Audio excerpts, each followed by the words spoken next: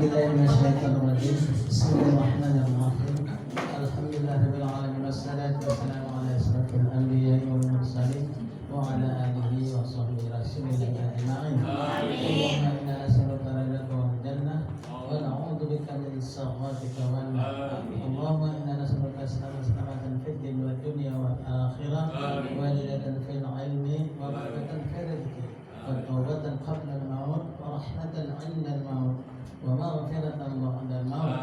اللهم هون علينا في شطرة الموت والنجاة من النار والعفو عند الحساب. اللهم أحينا بالإيمان وأمسنا بالإيمان واحشرنا بالإيمان وادخلنا الجنة مع الإيمان. اللهم سبنا مع الإيمان واخرجنا من الدنيا مع الإيمان وخلنا من الدين مع الإيمان برحمتك يا أرحم الراحمين.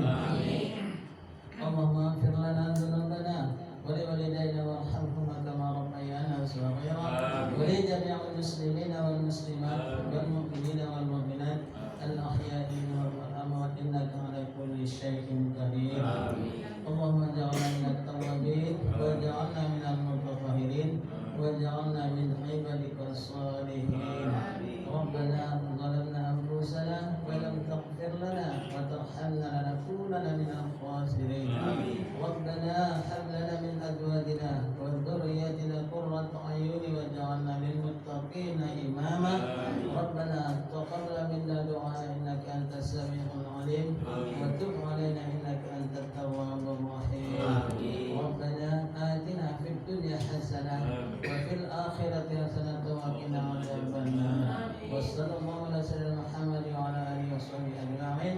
سبحان ربك رب العزة عما يصفون والسلام على المرسلين والحمد لله رب العالمين. Assalamualaikum warahmatullahi wabarakatuh. Bapak Ibu sedikit